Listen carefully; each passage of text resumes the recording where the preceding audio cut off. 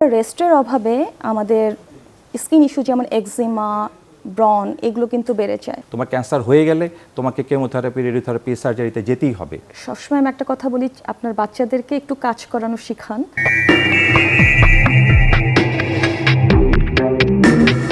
দর্শক শুভেচ্ছা নেবেন, স্বাগত জানাচ্ছি চ্যানেল 24 এর নিয়মিত আয়োজন যত কথা অনুষ্ঠানে। এই আয়োজনে বিভিন্ন শিল্প, সাহিত্য, ক্রীড়াঙ্গনের পাশাপাশি পেশাজীবীরা আমাদের অনুষ্ঠানে অতিথি হয়ে আসেন। আজকের আয়োজনে এমন দুজন ব্যক্তি আমাদের মাঝে উপস্থিত হয়েছেন যারা মানুষের জন্য কাজ করছেন। রিজুভা ওয়েলনেস সেন্টারের প্রতিষ্ঠাতা এবং কনসালটেন্ট ডাক্তার তাওহিদা রহমান ইরিন, এবং আমাদের মাঝে উপস্থিত আছেন রিজুভা ওয়েলনেস সেন্টারের চেয়ারম্যান ডাক্তার বিএ সাদিক। ডাক্তার ইরিন এবং ডাক্তার সাদিক, আমাদের যত কথা অনুষ্ঠানে আপনাদের স্বাগত জানাচ্ছি। রিজুভা সম্পর্কে আমরা জানবো, তার আগে আমরা আসলে জানতে চাই ডাক্তার বিএ সাদিক, ওয়েলনেসটাকে, আমরা ওয়েলনেস সম্পর্কে আগে জেনে নিতে চাই। জি, আসসালামু আলাইকুম, ধন্যবাদ। প্রথমে আপনাকে ওয়েলনেসের ব্যাপারটা যদি এক শব্দে বলতে চাই, তাহলে সেটা হচ্ছে আসলে সুস্থতা। আগে আমরা হেলথের যে ব্যাপারগুলো, ইস্যুগুলোকে আমরা যেভাবে চিন্তা করতাম, সেটা শুধুমাত্র শারীরিক সুস্থতার ব্যাপারেই চিন্তা করতাম। কিন্তু আমাদের প্রযুক্তির উন্নয়ন এবং আধুনিকায়নের সভ্যতার অগ্রগমে সেটা আমরা দেখলাম যে আসলে শুধুমাত্র ফিজিক্যাল যে সুস্থতা, তার সাথে অন্যান্য অনেক কিছু ইন্টারভেন করছে। তখন আমরা এটা চিন্তা করলাম, একটা মানুষ শারীরিকভাবে সুস্থ থাকলেও আসলে দেখা যাচ্ছে সে মানসিকভাবে অসুস্থ থাকতে পারে, তাহলে সেটা সামগ্রিক সুস্থতা হচ্ছে না। তখন কম্বিনেশন হিসাবে আমরা এটাকে হলিস্টিকভাবেই ওয়েলনেসের কনসেপ্টটা আমরা সোসাইটি বা সমাজ অ্যাডপ্ট করে। সেটাতে দেখা যে ছোট ছোট অনেক সুস্থ চর্চা, সুস্থ অভ্যাস, যেটা আমাদের সামগ্রিকভাবে ভালো রাখার সুযোগ তৈরি করে দেয়, সেখানে ওয়েলনেসের কথাটা আসলে ওয়েলনেস বা ওয়েলবিং কথাটার উৎপত্তি। এখন হলিস্টিকভাবে আমি এটাকে যদি একটু একটা উদাহরণ দিয়ে বলতে পারি যে ওয়েলনেসের আসলে মানুষের সাথে কিভাবে আসলে কানেক্ট করে। এখানে আসলে একজ্যাক্ট ভালো থাকার জন্য, এই হলিস্টিকভাবে ভালো থাকার জন্য আমাদের কিছু ছোট ছোট ইনফরমেশন দরকার হয়, যেটা আমরা অ্যাডপ্ট করতে পারবো, যেটা আমরা সহজেই নিজেদের জীবনযাত্রার সাথে পরিপূর্ণভাবে না পারলেও আমরা চেষ্টা করতে পারবো। তার মানে আমি সুস্থ আছি, এটা মানে আমার শরীরে অসুখ নাই সেটা কিন্তু না, সেটা একটা কম্বিনেশন হইতে হবে। আমি পুরোপুরি পারফেক্টলি, একটা মানুষ পুরোপুরি সুস্থ থাকাটাও একটা ডিফিকাল্ট। বয়সের সাথে সাথে বিভিন্ন রকম অসুখ আমাদের জন্মগতভাবে থাকতে পারে, এবং এনভায়রনমেন্ট এবং অন্যান্য কারণে আমি অসুস্থ থাকতে পারি। তো সেই ইনফরমেশনগুলো কিন্তু আমরা ওয়েলনেসের একটা প্ল্যাটফর্ম থেকে আমরা সবাইকে এটা কনভে করার চেষ্টা করি। এটা আমাদের আসলে মেইন একটা মিশন বা ভিশন বলা যেতে পারে। এখন ছোট একটা উদাহরণ দিই, তাহলে জিনিসটা একটু ক্লিয়ার হবে। যেমন আমি শব্দ নিয়ে আমরা কীভাবে চিন্তা করছি। শব্দ একটা ভালো শব্দ, সুন্দর শ্রুতিমধুর শব্দ এবং অন্যান্য শব্দ থাকে। যেমন একটা শিশু যখন কান্নাকাটি করে বা একটা শব্দ করে, যারা মা বা যারা মহিলা, তারা কিন্তু একটা মায়া, মমতা বা একটা অ্যাটেনশনের জন্য বাচ্চার দিকে এক ধরনের আবেগ নিয়ে তাকায়। তাহলে সেই শিশুর শব্দের ফ্রিকোয়েন্সিটা কত? আমরা বিজ্ঞানীরা দেখলাম যেটা ফ্রিকোয়েন্সি হচ্ছে 400 থেকে 600 হার্টসের ভিতরে।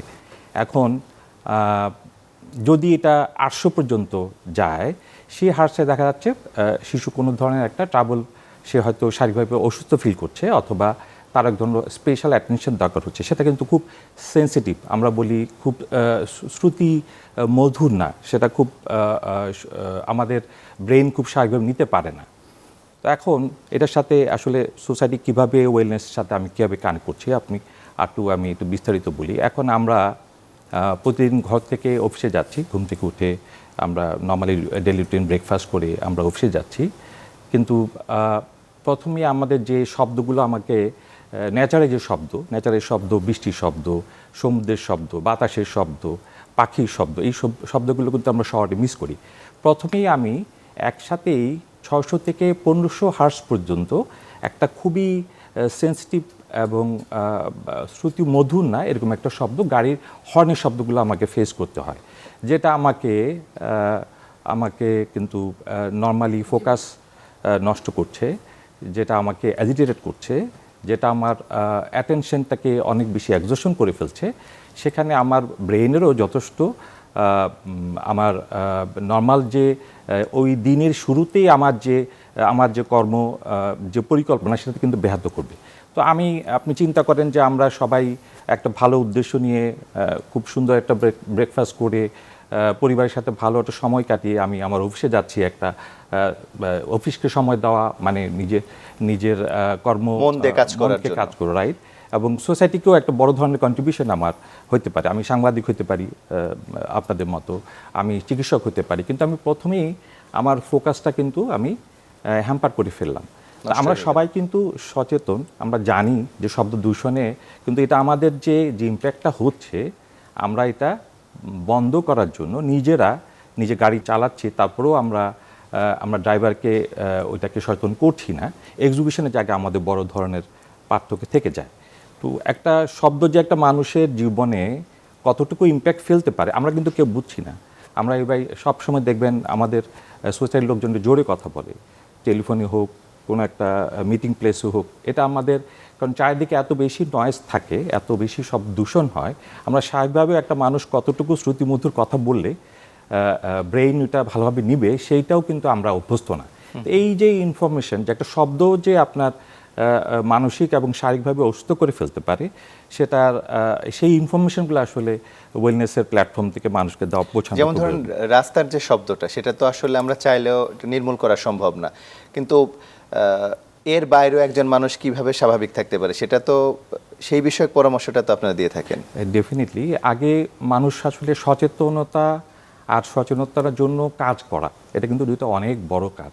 আমরা সবাই সব কিছু জানি, আমাদের কাছে সব ইনফরমেশন আমরা নিজেরাই কিন্তু আসলে জানি, এবং এটা আসলে আপনাকে যদি লজিক্যালি বোঝানো যায় যে আসলে এটা আপনাকে এবং আপনার সোসাইটিকে হ্যাম্পার করছে, তাহলে আপনি এক্সিকিউশন একটা পার্ট হন। আমরা সেই ইনফরমেশনটা খুব ইম্পর্ট্যান্ট। এখন 432 হার্টস এই শব্দটা হলো নেচারের শব্দ, যে শব্দ শুনলে আপনার মন ভালো থাকবে। একটা গান শুনলে, একটা কোরআন শরীফ তেলাওয়াত করার সময় যে শব্দটা, এই যে শ্রুতিমধুর যে শব্দগুলো আপনার ব্রেইনে যেগুলোতে আপনার কর্মক্ষমতা বাড়াবে, কর্মদক্ষতা বাড়াবে, এবং আপনি নিজের জন্য, নিজের পরিবারের জন্য, সোসাইটির জন্য যে আপনি ভালো কিছু করবেন, সেটা তো আপনাকে নিজের শরীরের সাথে সামঞ্জস্য রেখে করতে হবে। সেটার জন্য ডিসরাপশন না হয়, সেটা আপনি এনভায়রনমেন্ট হইতে পারে, সেটা আপনি আপনার ফুড হ্যাবিট হইতে পারে, সেটা আপনার লাইফস্টাইল হইতে পারে। কারণ এটা মাথায় রাখতে হবে যে আমরা কেন আমাদের ক্লিনিক্যাল এক চিকিৎসক হিসাবে কী কারণে ওয়েলনেসের দিকে আমি বিশেষ করে আমি আমার ওয়াইফ এবং আমার টিম নিয়ে, রেজুভো ওয়েলনেস টিম নিয়ে, রেজুভো শব্দের অর্থ আমি এফাকে বলিনি, যেটা হচ্ছে রিজুভিনেশন থেকে রেজুভো শব্দটা, আর ওয়েলনেস তো আমি আপনাকে বললাম যে একটা ভারসাম্যপূর্ণ জীবন চর্চার চেষ্টা করা। আমি পারফেক্ট হতে পারবো না, আমরা কেউই 100% পারফেক্ট না, বাট আমরা পারফেকশনের জন্য, আপগ্রেড করার জন্য, আপডেট হওয়ার জন্য আমরা প্রতিনিয়ত যে চর্চা করছি, সুস্থ চর্চাগুলো, সেটা আমাদের আসলে মূল লক্ষ্য। এখন আমি জানলাম যে 432 হার্টসটা হচ্ছে ব্রেনের জন্য শ্রুতিমধুর। সেই শব্দটা আসলে একটা এনভায়রনমেন্ট চাইলে তৈরি করা সম্ভব। কারণ আমরা নিজেরাই যখন দেশে বাইরে যাই, আমি আমার ফ্যামিলিকে নিয়ে থাইল্যান্ডে রিসেন্টলি ভূমিকম্পের সময় আমরা ওই জায়গায় আটকা পড়ি এয়ারপোর্ট থেকে।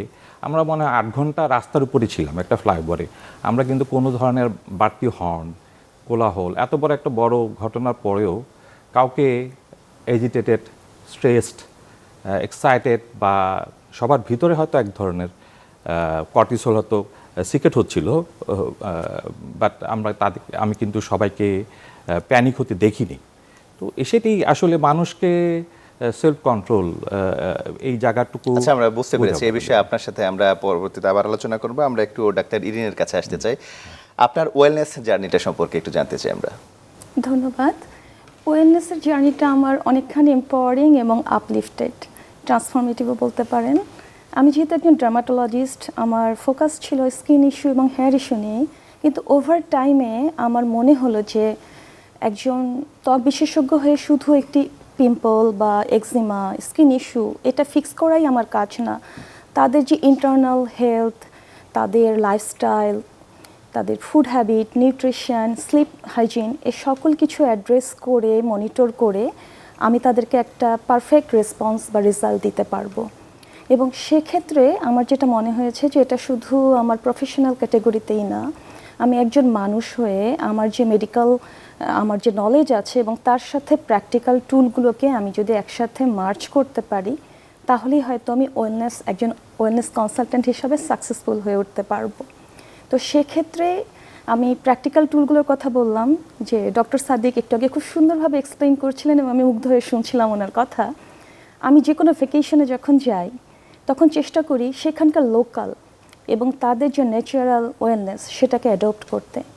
এবং প্রত্যেকের কিন্তু নিজস্ব কিছু থাকে, যেমন মালদ্বীপ বা আপনি বালিতে, ইন্দোনেশিয়ার বালিতে যখন আমরা গিয়েছিলাম, সেখানে আমরা দেখেছিলাম যে বিচ সাইডে তারা কিভাবে মর্নিং সানরাইজ যোগা এবং সেই সাথে ইভিনিংয়ে তারা কাউন্সেলিং, কিভাবে তারা ইনার পিস হিলিং, সাউন্ড থেরাপির কথা যেটি বলেছেন, যে সমুদ্রের শব্দের সাথে আমরা কিভাবে নিজেকে আরও আমাদের মনের যে বিকাশটাকে মানে বাড়িয়ে আমাদের স্ট্রেস লেভেলটাকে কমিয়ে আনতে পারি। আবার আরেকটা ছোট্ট উদাহরণ শ্রীলঙ্কার কথা বলি, সেখানে আমরা তো জানি হিল এরিয়া, সেখানে তারা ট্রেডিশনাল টি সেরেমনি এবং তারা পিস হিলিং এবং আউটসাইড যোগা এগুলোতে ফোকাস। তো এগুলো আমার মনে হয়েছে যে আমরাও কিন্তু ন্যাচারালি অনেক রিসোর্সফুল। আমাদের নদী আছে, আমাদের সমুদ্র আছে, আমাদের পাহাড় আছে, আমাদের সবুজ প্রকৃতি আছে। আমরা যে কোনোভাবে যে কোনো কিছুকে এক্সপ্লোর করে ওয়েলনেসটাকে কিন্তু আমরা একটা মানুষের দোরগোড়ায় পৌঁছে দিতে পারি। আমরা যে যেখানেই থাকি না কেন সেখান থেকে ওয়েলনেস জার্নিটাকে শুরু করতে পারি, এটাই আমাকে মোটিভেট করেছে। এরপরে এই জার্নিটা যে শুরু করলেন, কতটা সফল হলো? অবশ্যই চ্যালেঞ্জিং, কারণ কোনো কিছু কখনোই আপনার মানে এটাতে তো বাধা আসেই। তো সেক্ষেত্রে মানুষ ওয়েলনেস কি সেটি সম্পর্কে আমাকে জানাতে হয়েছে। ছোট্ট আর একটি উদাহরণ বলি, আমাদের একটি সেট আপ আছে আদাবরে শ্যামলীতে এবং সেখানে লেখা আছে রিজুভ ওয়েলনেস। তো এক্ষেত্রে আমাদের কাছে প্রশ্ন করেছে অনেকেই, যে আমি যেহেতু প্রচুর লেখালেখি করি, পাবলিক স্পিকিংয়ে মানে সোশ্যাল ওয়ার্ক করি, তখন আমাকে এই প্রশ্ন করেছে যে রিজুভ ওয়েলনেস এটা কি? এটা কি একটু বিউটি পার্লার, নাকি এটা একটা ক্লিনিক, নাকি এখানে চা কফি এগুলো সার্ভ করা হয়? তো সেক্ষেত্রে অনেকে হয়তো বা ওয়েলনেস সম্পর্কে ধারণা নেই যে ওয়েলনেসটা কি হয় এখানে আসলে। তো এটার কি আসলে প্রচারণার অভাবেই কি মানুষ জানছে না, নাকি কারণটা কি? প্রচারণার অভাবের থেকে আমাদের কনসেপ্ট, আমাদের যে অনেক ক্ষেত্রে আমরা ওয়েলনেস মানে ভাবছি যে এটা শুধু লাক্সারি, এটা শুধু একটা লাক্সারি, এটা হচ্ছে ইজিলি সবার জন্য অ্যাক্সেসিবল না। সে কারণেই আমি আমার জায়গা থেকে যতটুকু ভাবে এটাকে প্রচারের চেষ্টা করি, সেটি কোলাবোরেশনের মাধ্যমে হোক, মিডিয়ার মাধ্যমে, বা আমার আর্টিকেল রাইট আপ, অথবা প্রান্তিক এরিয়াতে কোনো অ্যাওয়ারনেস ক্যাম্পেইনের মাধ্যমে। আচ্ছা, আপনার মাধ্যমে আমরা একটু আমাদের দর্শকদের একটু খোলামেলাভাবে এটা জানাতে চাই, আসলে ওয়েলনেসের আওতায় কি পড়ে? ওয়েলনেস হচ্ছে লাইফস্টাইলের একটি রিফ্লেকশন। মানে আপনি যেভাবে আছেন, আপনার দৈনন্দিন জীবনযাত্রা যেভাবে শুরু করেন, আপনার খাদ্য তালিকা, আপনার ঘুমের প্যাটার্ন, আপনি কতখানি অ্যাক্টিভ, আপনি কী ধরনের কাজ করেন, সব কিছুই মডিফিকেশনই হচ্ছে ওয়েলনেস। আমরা সবাই জানি যে এই ঘুম কম হলে আমাদের অসুবিধা হয়, জীবনযাত্রার মান ব্যাহত হয়, কিন্তু তারপরেও তো আমরা সচেতন হচ্ছি না। এক্ষেত্রে ওয়েলনেস সেন্টার কি ভূমিকা পালন করছে? ওয়েলনেসের অনেকগুলো উইংস আছে, সেক্টর আছে, সেখানে আপনার মেন্টাল ওয়েলনেস এবং প্রত্যেকটা ডিসিপ্লিন। যেমন আমাদের কাছে যখন কোনো পেশেন্ট আসে, তারা হয়তো একটা স্কিন ইস্যু নিয়ে আসে, তখন আমরা তাদেরকে অ্যানালাইসিস করে এবং স্ক্রিনের মাধ্যমে আমরা তার ইন্টারনাল যে ইস্যুসগুলো সেগুলো জানতে পারি। তখন আমরা সেই ডিসিপ্লিনের কাছে তাদেরকে রেকমেন্ড করি বা রেফার করি, এবং এটি আসলে হচ্ছে একটা টিম ওয়ার্ক। আর শুরুতে যেহেতু আপনি আমাকে বলেছেন যে দর্শককে ওয়েলনেস সম্পর্কে জানানো এবং লাইফস্টাইল সম্পর্কে জানানো, আমি একটু বলতে চাই যে একটা লাইফস্টাইল আমাদেরকে কতখানি প্রভাবিত করে আমাদের প্রতিদিনের জীবনযাত্রাকে। প্রথমে আসছি যে আমাদের food habit. Poor food habit আমাদের স্কিনকে ডাল করে, আমাদের এজিং প্রসেসকে ফাস্ট করে, এবং সেই সাথে আমাদের যে নর্মাল ইস্যুগুলো থাকে, পিগমেন্টেশন, এগুলো কিন্তু বাড়িয়ে দেয়। ঠিক উল্টোটা তাই, যখন আমরা মিল প্ল্যানটাকে একটা ছন্দে নিয়ে আসবো, আমরা পারফেক্ট মিল প্ল্যান করব, নিউট্রিয়েন্ট রিচ, সেটি আমাদেরকে কিন্তু এনার্জিকেও বুস্ট করবে, আমাদের স্কিন হেয়ারকেও ভালো রাখবে। ঠিক সেরকম হচ্ছে পুয়ার স্লিপ। আমরা রেস্টের অভাবে আমাদের স্কিন ইস্যু যেমন একজিমা, ব্রন, এগুলো কিন্তু বেড়ে যায়। আবার প্রপার রেস্টের ফলে আমাদের বডি কিন্তু রিজেনারেশন হয়, রিজুভেনেশন হয়, যেখান থেকে রিজুভ ওয়েলনেস শব্দটি এসেছে। তো রেস্ট এবং রিপেয়ারের জন্য আমাদেরকে সময় দিতে হবে, আমাদেরকে অ্যাওয়ার করতে হবে, এবং এই জন্য আমাদের কিছু হ্যাবিট অ্যাডপ্ট করতে হবে। এগুলোকে আমরা মাইক্রো হ্যাবিট বলে থাকি। আমরা রিজুভার কি কি কাজ বা কি কি প্রকল্প কি এইসব বিষয়ে পরবর্তীতে জানবো। আমরা একটু ডক্টর সাদিকের কাছে যেতে চাই যে ডক্টর সাদিক, আপনি কি একটু জানাবেন যে আমাদের সমাজে ওয়েলনেসটা আসলে কিভাবে অ্যাডাপ্ট করবে? কিছু উদাহরণ দিই। একটা হচ্ছে আমাদের ব্রেইন আসলে কাজ করে কতগুলো নিউরো হরমোনাল কেমিক্যাল মডিউলটার একসাথে কাজ করে। সেটা এক্সটার্নাল বাইরে থেকে কিছু স্টিমুলেশন আসতে পারে, ইন্টারনাল কিছু স্টিমুলেশন আসতে পারে। তো এগুলোকে আমরা আসলে বিজ্ঞানীরা বের করে দেখলো যে এটা আসলে কতগুলো পজিটিভ হরমোন আছে, কতগুলো নেগেটিভ হরমোন আছে। তো পজিটিভ হরমোন যে হরমোন সেটা আমরা ডিওএসই আমরা ডোজ হিসাবে মনে রাখার জন্য সুবিধা। একটা হলো ডোপামিন, অক্সিটোসিন, সেরোটোনিন এবং এন্ডোরফিন। এই যে নামগুলো হয়তো সবার এখনও অনেকেই আমার ধারণা যায়, যারা দর্শকরা অনেকে জানে। তো সেগুলো হলো পজিটিভ হরমোন। যে কোনো ভালো কাজ, যে কোনো ভালো অ্যাক্টিভিটি, যে কোনো এক্সারসাইজ, মানুষের ভালো কিছু অভ্যাস, সেগুলো কিন্তু পজিটিভ হরমোনগুলো রিলিজ করে। আবার যেগুলোকে আমরা নেগেটিভ হরমোন বলছি সেগুলো কিন্তু আমাদের শরীরের জন্য দরকারি।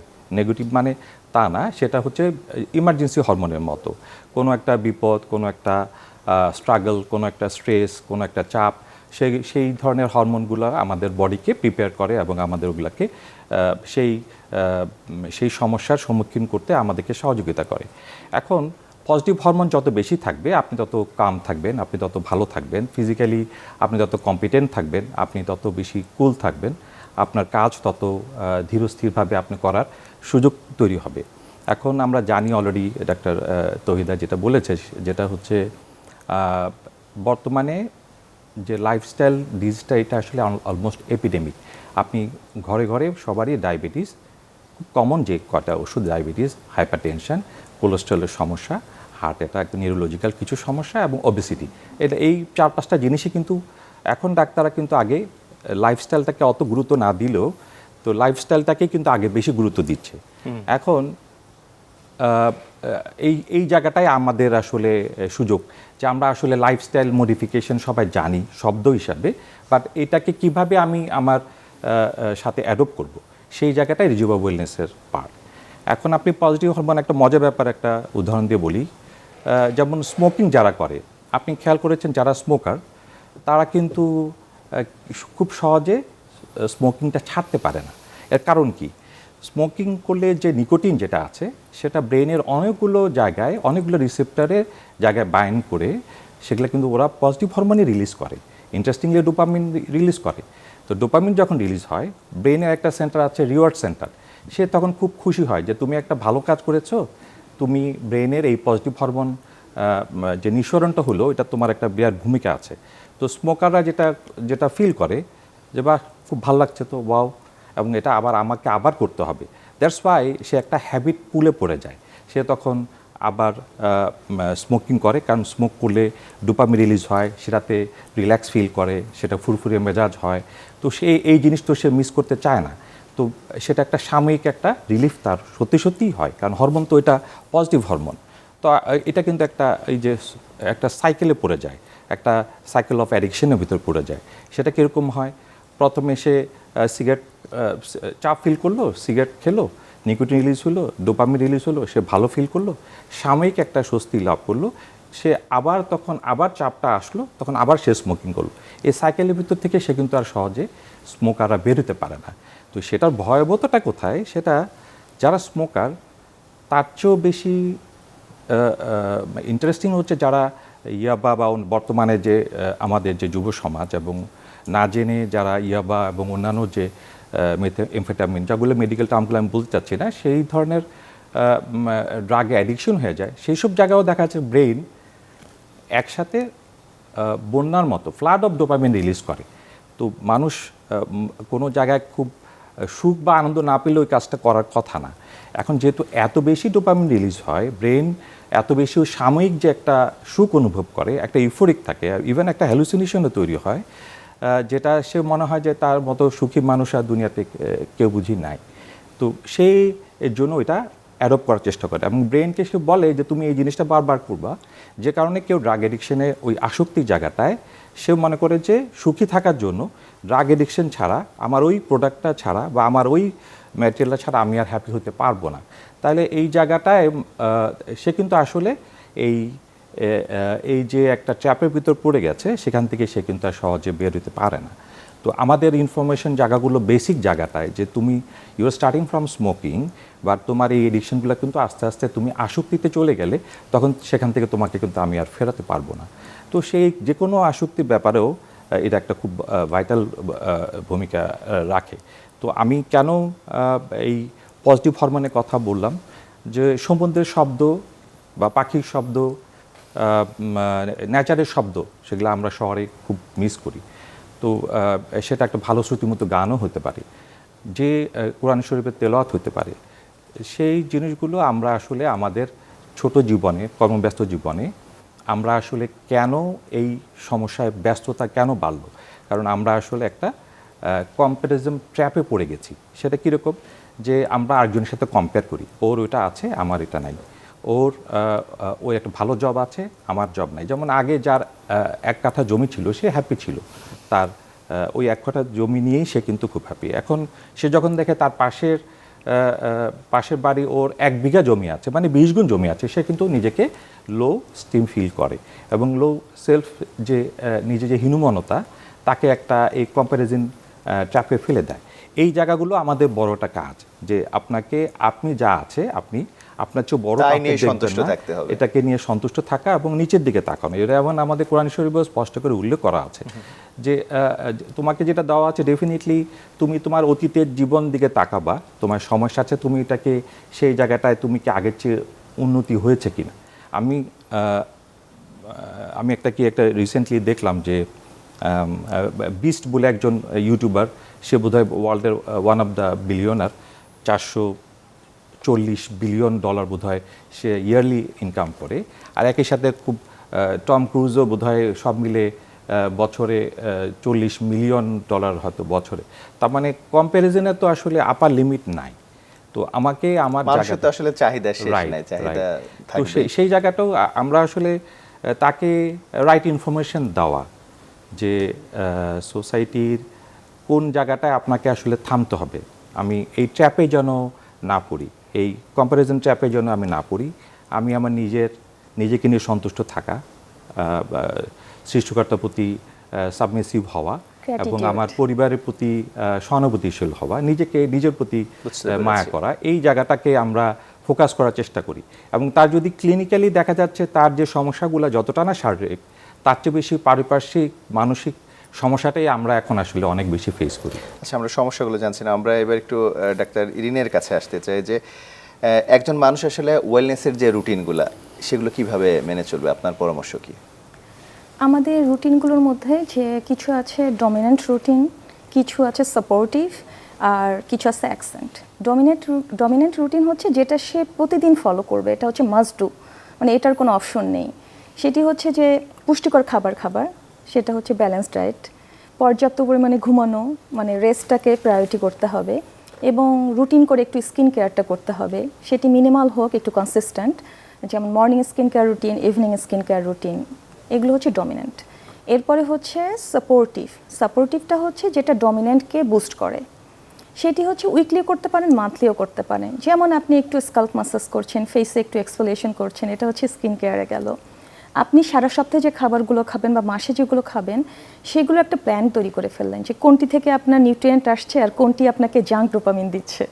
জাঙ্ক ডোপামিন মানে যেটা আমাকে ইনস্ট্যান্ট মুড বুস্ট করছে, পরবর্তীতে আবার ডিক্লাইন করছে।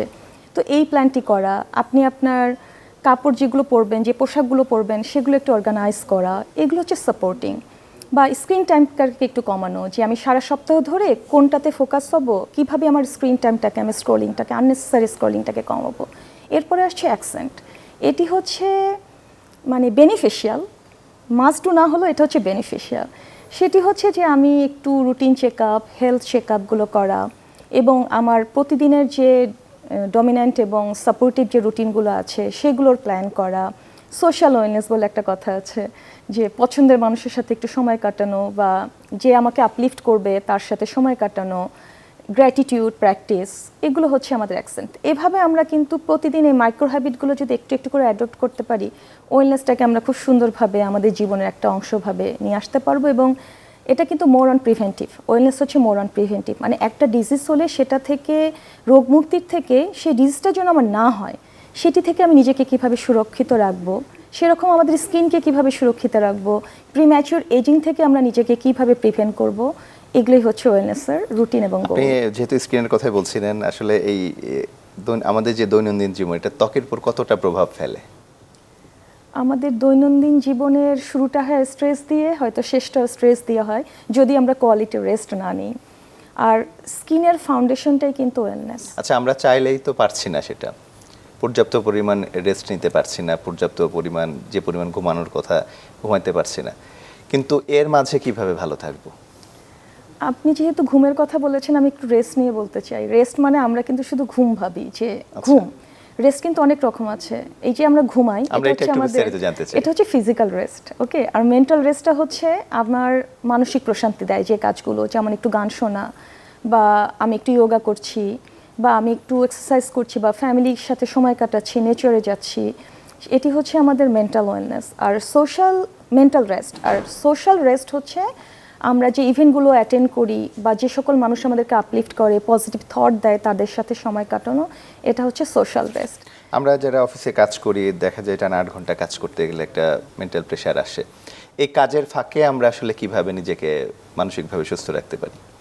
এক্ষেত্রে খুব সুন্দর একটা আইডিয়া আছে যে আমি যদি টানা 1-1.5 ঘন্টা কাজ করি, আমি কিন্তু প্রতি 1 ঘন্টা কাজের মাঝখানে 5 মিনিটস একটা শর্ট ব্রেক নেব, পজ নেব।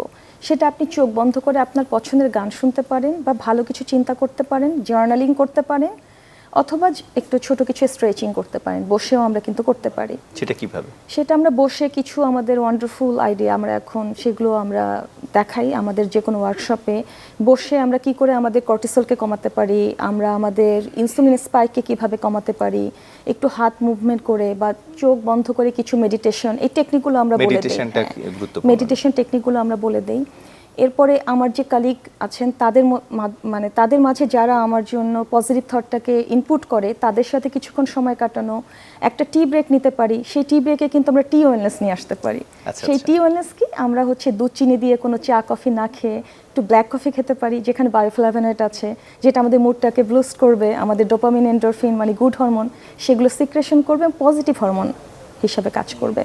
আমরা লাল চা খেতে পারি, বা জিঞ্জার টার্মারিক দিয়ে আমরা একটু মানে এই ধরনের আমাদের ওয়েলনেস টি যেটা, সেটা খেতে পারি। আবার অনেক সময় কিন্তু আমরা কালিগ ফ্রেন্ডদেরকে নিয়ে ঘুরতে যাই, সেক্ষেত্রে আমরা ফুড ওয়েলনেসটা চিন্তা করতে পারি। মানে আমরা এমন কিছু চুজ করব যে খাবারগুলো নিউট্রিয়েন্ট রিচ হবে। এখন কিন্তু অপশন আছে, অনেক রেস্টুরেন্ট কিন্তু ফুড ওয়েলনেস নিয়েও কাজ করছে। এখন দেখেন, আমি বাসা থেকে একেবারে পরিপাটি হয়ে আসলাম, বাসার খাবারটা আমি স্বাস্থ্যসম্মত খাবার খেয়ে আসলাম, কিন্তু আমি অফিসে এসে আমি ক্যান্টিনের খাবারটা তো স্বাস্থ্যসম্মত ওইভাবে হচ্ছে না। সেক্ষেত্রে আসলে করণীয়টা কি? এক্ষেত্রে আমি যেটা পার্সোনালি করি, আমি কিন্তু বাসা থেকে খাবারটা নিয়ে আসি, এবং কঠিন না, একটু বয়েলড এগ, একটা হোল ফ্রুটস আমি পিল অফ না করে, যেমন অরেঞ্জ, পেয়ারা, বানানা, এগুলো কিন্তু কঠিন না। আমি ফ্রুটসটা ক্যারি করতে পারি, আমার ডেস্কে কিছু নাটস রাখতে পারি। আপনি একটা বিস্কিট থেকে বা কুকিজ থেকেও পজিটিভ ডোপামিন পাবেন, এনার্জি পাবেন। আবার নাটস সিডস থেকেও কিন্তু পাবেন, পামকিন সিডস, তারপরে হচ্ছে আমার সূর্যমুখীর বীজ, এগুলো থেকেও কিন্তু, বা চীনাবাদাম যদি আপনার অ্যালার্জি না থাকে। তো সেক্ষেত্রে আমাদেরকে চুজ করতে হবে, আমাদেরকে বুঝতে হবে যে কোনটা আমাদেরকে পজিটিভ নিউট্রিয়েন্ট দিচ্ছে, পজিটিভ ডোপামিন দিচ্ছে, আর কোনটা আমাদেরকে জাঙ্ক ডোপামিন দিচ্ছে। আমরা যারা গণমাধ্যমে কাজ করি, বা মেয়েরা সাধারণত বাইরে বের হলে একটু মেকআপ ইউজ করে, তো এই মেকআপ নেয়ার পরেও কিভাবে ত্বককে ভালো রাখা যায়? আমি কখনোই বলি না যে মেকআপ করা যাবে না, কারণ মেকআপ মানেই ত্বকের ভয়ঙ্কর ক্ষতি, এটা আমরা আগে থেকে জেনে এসেছি। কিন্তু এখন আমাদের প্রয়োজনে কিন্তু মেকআপ করতে হয়। তো মেকআপের ক্ষেত্রে কিছু হ্যাকস আছে, কিছু ট্রিক্স আছে, এগুলো একটু ফলো করতে হবে। প্রথমত, মেকআপ পারচেস করার সময় আমাদেরকে দেখে নিতে হবে এর শেলফ টাইম, মেয়াদোত্তীর্ণ তারিখ, এবং এর ইনগ্রিডিয়েন্টগুলো, মানে কোনোটি আপনার জন্য অ্যালার্জেন হতে পারে। আর আমাদের যেরকম ওয়েদার, হিউমিডিটি, টেম্পারেচার, আমাদের স্কিন সাধারণত অয়েলি হয়, অয়েল কন্ট্রোলড এবং হাইপোঅ্যালার্জিক প্রোডাক্ট আমরা ব্যবহার করব। আর শেয়ারিং মানে কেয়ারিং, আমরা এটা জানি, কিন্তু মেকআপের ক্ষেত্রে আমরা শেয়ার করব না, কারণ মেকআপ শেয়ার করা মানে আপনি কিন্তু আপনার পছন্দের মানুষ, আপনার কালিগ বা কো অ্যাক্টরের কাছ থেকে জার্ম শেয়ার করছেন। আর মেকআপ প্রোডাক্টগুলো এই ধরনের জার্ম মানে ব্যাকটেরিয়া, ভাইরাস, ফাঙ্গাসের জন্য একটা ব্রিডিং গ্রাউন্ড বলা হয়, আমরা এটা দেখি না, কিন্তু এই জার্মগুলো গুরুত্বপূর্ণ মেসেজ। যারা হচ্ছে কমন মেকআপ রুম শেয়ার করে, একজনের মেকআপ আরেকজন নেওয়া যাবে না, বা যেটাতে মেকআপ দেওয়া হয় সেই প্রোডাক্টগুলো ইউজ করা যাবে। ডিসপোজেবল টুল বা ব্লেন্ডারগুলো ব্যবহার করা এবং ক্লিন করা, আচ্ছা আর মেকআপ নিয়ে ঘুমোতে যাবেন না। আচ্ছা, আরেকটা বিষয়, চুল নিয়ে, চুল পড়া একটু কমন সমস্যা সবার, এটা কি, চুলটা কিভাবে রক্ষা করা যায়? হেয়ার ওয়েলনেসের ক্ষেত্রে সাধারণ মানুষ এবং মিডিয়ার যাই কাজ করি না কেন, স্ট্রেস আমাদের এখন ওতপ্রোতভাবে জড়িত, এবং হেয়ার লসের একটা কারণ হচ্ছে স্ট্রেস। এবং কিছু ডিজিজ থাকে, যেমন কিছুদিন আগে আমরা কোভিড থেকে, এখনও কিন্তু কোভিডের আরেকটা ওয়েভ চলছে, বা ডেঙ্গু, এর পরবর্তীতে একটা হেয়ার লস হয়, এটাকে আমরা টেলোজেন ইফ্লুভিয়াম বলে থাকি। তো এই হেয়ার লসটা রিভার্স করা সম্ভব যদি আমরা হেয়ার ওয়েলনেস মেনে চলি, হেয়ার কেয়ারটা করি। কেয়ারটা হচ্ছে যে খুবই মাইল্ড শ্যাম্পু দিয়ে হেয়ারটাকে ক্লিন করা, যদি হেয়ারে কোনো কনসার্ন থাকে যেমন ড্যান্ড্রাফ, বয়েল, ফলিকুলাইটিস, সেগুলো অনুযায়ী একটু শ্যাম্পু করা, একটু ডক্টর বা ডার্মাটোলজিস্টের কনসাল্ট নেওয়া, কারণ উনি তখন না একটা পার্সোনালাইজড গাইডেড প্ল্যান দিয়ে থাকেন। সেখানে মিল প্ল্যান থাকে, কিছু সাপ্লিমেন্ট থাকে, এবং যে সকল আন্ডারলাইন কন্ডিশনে তার হেয়ার লস হচ্ছে সেটি থেকে তাকে মুক্তির জন্য সেই ডিসিপ্লিনে ডক্টরের কাছে পাঠিয়ে দেন। আর আমরা তো যারা মিডিয়ায় কাজ করি, প্রচুর হেয়ার ডু করতে হয়, হিট টুলস এগুলো ব্যবহার করতে হয়, স্প্রে ব্যবহার করতে হয়। তো এগুলোর অনেক ভ্যারিয়েশন আছে, মানে হিট টুলসটা আমরা কীভাবে ব্যবহার করব, আমরা একটু কোল্ড মোডে ব্যবহার করব, চুল থেকে সেটিং স্প্রেগুলো একটু দূর থেকে ব্যবহার করব, সেটিং স্প্রের জায়গায় আমরা একটু ন্যাচারাল কোনো টনিক ব্যবহার করব, যেটা নন গ্রিজিও হবে, হেয়ারকে একটা স্টাইলিশ লুকও দেবে।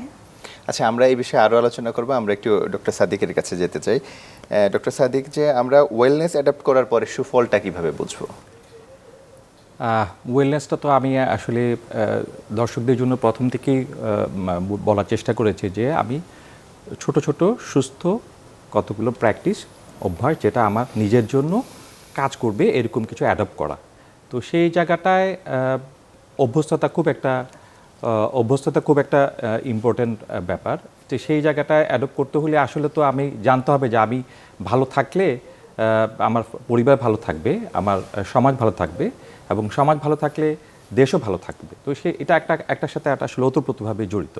এখন আমি আমাদের বিজ্ঞানের যে প্রযুক্তিগতভাবে যে উন্নতি হয়েছে, সেই জায়গাটায় আমরা দেখলাম যে ডিজিটাল ওয়েলনেস খুব একটা ইম্পর্টেন্ট একটা জিনিস নতুন যোগ হয়েছে। তো সেই জায়গাটা কি, যে প্রযুক্তির এত ব্যাপক আমাদের লাইফস্টাইলের সাথে এত ওতপ্রোতভাবে এঙ্গেজ হয়ে গেছে, তো এটাকে আমরা একটু কন্ট্রোল করা যায় কি না, সেখানে আমি একটা ডিজিটাল স্কিন একটা লিমিটেশন করা যায় কি না, প্রযুক্তির যে আমার লাইফে যেন ডাইরেক্ট সরাসরি কোনো ধরনের নেগেটিভ প্রভাব ফেলতে না পারে, সেই জায়গাটাকে আমি সচেতন হতে পারি কি না। আমি এবং আমার আশেপাশের পরিবারের যারা সন্তানরা, তারা যেন ইভেন অস্ট্রেলিয়া বা উন্নত দেশে অনেকে কিন্তু এখন 16 ইয়ার্সের নিচে কাউকে ইন্ডিভিজুয়াল অ্যাকাউন্ট করতে, ওপেন করতে দেয় না। তো সেই জায়গাটাও আমাদের অবজারভেশন এটা খুব ইম্পর্ট্যান্ট, যে আমাদের আশেপাশে পরিবারের যে ছেলে মেয়েরা আছে যারা ভবিষ্যতে দেশের জন্য এবং পরিবারের জন্য বড় ভূমিকা রাখবে, সেটাকে আমরা অবজার্ভ করছি কিনা। এখন সেই জায়গাটায় ডিজিটাল ডিটক্সিফিকেশনও আমরা বলি, যে একটা সময়, আমি আমার নিজের অভিজ্ঞতা বলি, এক সপ্তাহ আগে রাত 11টার সময় একটা মেসেজ আসলো, আমি ওই মেসেজটা তখন রাতেরবেলা না দেখলেই ভালো ছিল, কারণ ওই মেসেজটা আসার পরে আমি কিন্তু সারা রাত ভালো মতো ঘুমাইতেই পারিনি। একটা নেগেটিভ মেসেজ, ওই রাতেরবেলা আমাকে ওই অফিসিয়াল ওই অ্যাক্টিভিটিতে আমার কিছু করার ছিল না, বাট আমি সারা রাত কিন্তু ঘুমাতেই পারিনি, এবং আমার খুব ঘুমের ডিস্টার্ব, স্লিপ হ্যাম্পার্ড হয়েছে। আমি ওই সময়টা থেকে যদি রাত 10টা 11টা, যেটা আমার স্লিপিং টাইম, যেটা আমার সার্ভিসিংয়ের টাইম, যেটা আমার বডি রিপেয়ারের টাইম, যেটা আমার রিজেনারেশনের টাইম, সেই স্লিপের জায়গাটা যদি আমি হ্যাম্পার করি, তাহলে আমি বাকি দিন, পরের দিনটাও কিন্তু আমার আসলে নষ্ট হয়। তো এই জায়গাটা প্রত্যেকটা মানুষ, আমরা যারা অ্যাক্টিভ, আমরা ডাক্তাররা, চিকিৎসকরা, সবাই ওই সময় যারা নিজের পরিবারে খুব কাছাকাছি ইমার্জেন্সি কিছু ছাড়া, আমার মনে হয় যে যেটা আমি রাতের বেলা সমাধান করতে পারবো না, সেরকম কোনো কিছুতে আসলে নিজেকে ফ্রেম করা যায় কি না। আর ওয়েলনেসের ব্যাপারটাতে আমি দর্শকদের জন্য আসলে আমার সবার কাছে এখন কমনলি আমরা দেখি যে লাইফস্টাইল ডিজিজ ছাড়াও আমাদের ক্যান্সার একটা খুব প্রকট আকারে সোসাইটিতে আছে। তো ইন্টারেস্টিংলি এখন সায়েন্স অনেকটা অ্যাডভান্স হয়ে গেছে, যে আমরা ctDNA বলে একটা টেস্ট আছে, এটা সার্কুলেটরি টিউমার ডিএনএ। এই টেস্টটা ক্যান্সারের মিনিমাম সিমটম ছাড়াও ব্লাডের একটা টেস্ট করে 40 বছর বয়সের উপরে যারা রিস্ক ফ্যাক্টর, যাদের ফার্স্ট ডিগ্রি কোনো না কোনোভাবে ক্যান্সারে আক্রান্ত ছিল, তাদের টেস্ট করলেই আমরা খুবই আর্লি স্টেজে একটা ক্যান্সারের ডায়াগনোসিস আমরা করে ফেলতে পারছি। এটা অনেকে জানে না। সেই টেস্টটা হয়তো 50-60 হাজার টাকার মতো লাগে, উন্নত দেশে হয়, বাংলাদেশে কিছু কিছু জায়গায় হচ্ছে। তো সেটা অনেক, আমার মনে হয় আমাদের একটা মোবাইলের দামের চেয়ে অন্তত কম, নিজের জীবন বলে কথা। এরকম কিছু টেস্ট করে কিন্তু আমরা সবাই 40 বছর উপরে, আমি কিন্তু 40 বছর নিচেও বলছি না, যেটা একটা বডি যখন আমরা মানুষ কত 75 বছর বা 80 বছর যদি আমাদের গড় আয়ু হয় বাংলাদেশি লোকের জন্য, প্রথম 25 বছর যায় ক্যারিয়ার বিল্ড আপ করতে, বাকি 25 বছর আমার চাকরি, জব, এরকম একটা স্ট্যাবল ফ্যামিলি এটা করতে, বাকি 25 বছর কিন্তু আমাকে ডিজিজ ফেস করতে করতেই চলে যায়। আমার অবসর টাইমটা ওই সময় হওয়া উচিত। তো মানুষ এখন খুব আর্লি স্টেজে রোগ নির্ণয় করা কিন্তু এখন সম্ভব। এই জায়গাটায় বিজ্ঞান এবং মেডিকেল সায়েন্স অনেক অ্যাডভান্স হয়ে গেছে। এই ইনফরমেশনগুলোও আমরা ক্লিনিক্যালি লোকজনকে দিতে চাই। তুমি অসুস্থ হয়ে গেলে তোমার তখন আর কিছু করার নাই, তোমার ক্যান্সার হয়ে গেলে তোমাকে কেমোথেরাপি, রেডিওথেরাপি, সার্জারিতে যেতেই হবে। তখন ধরেই নিই যে আমরা যে 1 বছর বা 5 বছর ঊর্ধ্বে আমরা তার প্রগনোসিস চিন্তা করি, 5 বছর বাঁচলেও আমরা বলি যে সে 100% প্রগনোসিস। তো সেই জায়গাগুলো আমি ইনফরমেশন আমরা লোকজনকে ওয়েলনেসের পক্ষ থেকে দেওয়ার চেষ্টা করি। আর আমরা তখন লোকজনকে বলি যে তোমার নিজের তোমার বিহেভিয়ার, তোমার এনভায়রনমেন্ট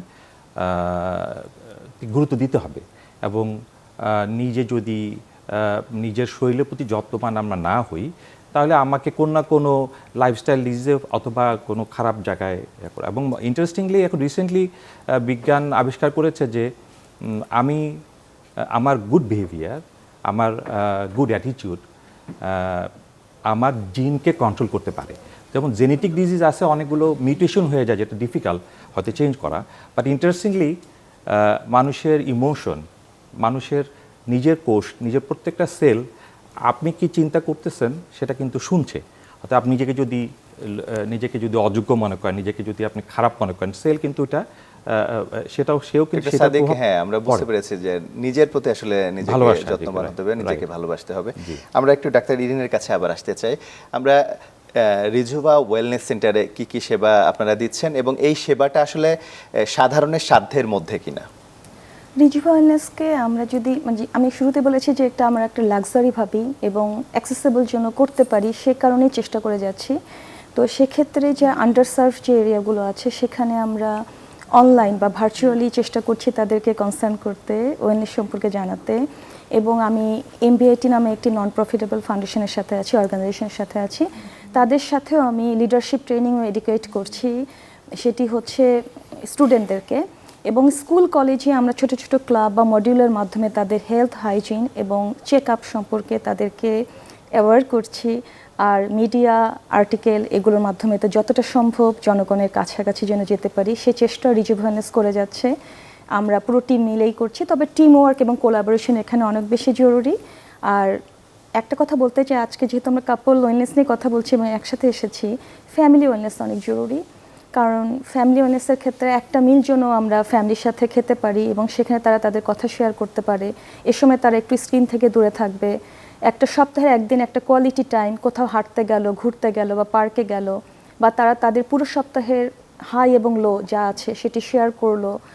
আর সবসময় আমি একটা কথা বলি, আপনার বাচ্চাদেরকে একটু কাজ করানো শিখান, কারণ আমরা এখন সেডেন্টারি ওয়ার্ক করি, এ কারণেই সমস্ত লাইফস্টাইল ডিজিজগুলো হয়ে যাচ্ছে। তো ছোট থেকেই যদি আপনার শিশু আপনার কাজে হেল্প করে, তারা রেসপন্সিবল হয় এবং অর্গানাইজড হয়। এটি হচ্ছে ফ্যামিলি ওয়েলনেস। মেন্টাল হেলথটাও খুবই গুরুত্বপূর্ণ এখানে। আরেকটা বিষয় আমরা শেষ করতে যাচ্ছি অনুষ্ঠান, সেটা হচ্ছে আমাদের সংবাদ উপস্থাপকদের একটা সংগঠন এনবিএ, সেটার সাথে রিজুভার একটা চুক্তি আছে। এখন আমাদের সদস্য যারা আছে তারা অনেকেই জানে না যে আসলে এখানে কি হয়, কি সেবা পাবে বা কতটুকু ছাড়ে সুবিধাটা পাবে। এই বিষয়ে যদি আপনি একটু ক্লিয়ার করে বলতেন। এনবিএ এর সাথে আমার কাজ অনেক দিনের, বাট দেখা হয় যে বিভিন্ন ইভেন্টে আমরা একসাথে কাজ করি। তো সেক্ষেত্রে তাদের জন্য তো রিজুভা সেকেন্ড হোম আমি সবসময় বলি। মানে কাউন্সেলিংটা আমরা সবসময় বলে থাকি যে কাউন্সেলিং এটা হচ্ছে প্রাইসলেস, কিন্তু এটার কোনো মূল্য নেই যদি আমরা ভাবি। তাদের জন্য ফ্রি কনসালটেন্সি, এবং সেই সাথে যে কোনো যে আমাদের অ্যাস্থেটিক ট্রিটমেন্টগুলো আছে, অ্যাস্থেটিক ট্রিটমেন্ট কিন্তু মিডিয়ায় যারা কাজ করছেন তাদের জন্য এটা একটা কেয়ার, একটা ডেইলি স্কিন কেয়ার বা হেয়ার কেয়ারের মতো। সেগুলোর জন্য আমরা 50% তাদেরকে ছাড় দিয়ে থাকি, এবং সেক্ষেত্রে আরও ছাড়টা আরও বেশি হয়। আচ্ছা। কারণ আমরা চাই যে ওয়েলনেসের মাধ্যমে আপনারা যেন ভালো থাকেন এবং অন্যদেরকে এই ওয়েলনেসটা ছড়িয়ে দিতে পারেন, কারণ আপনারাই পারবেন। আচ্ছা, আমরা আশাবাদী যে আমরা আমাদের নিজেকে ভালোবাসবো, নিজের সম্পর্কে সচেতন হব এবং নিজের সুস্থতার জন্য যা যা করা দরকার সেটা করব। আজকে আমাদের হাতে সময় একেবারেই নেই, আমরা অনুষ্ঠান শেষ করতে যাচ্ছি। ডাক্তার ইরিন এবং ডাক্তার সাদিক, আপনাদের অসংখ্য ধন্যবাদ আমাদের স্টুডিওতে আসার জন্য এবং আমাদের সময় দেওয়ার জন্য। ধন্যবাদ। দর্শক, যত কথা অনুষ্ঠানে আজকের আয়োজন এ পর্যন্তই। পরের পর্বে নতুন কোনো অতিথি নিয়ে আবারও হাজির হব আপনাদের সামনে। সেই পর্যন্ত ভালো থাকুন, সুস্থ থাকুন।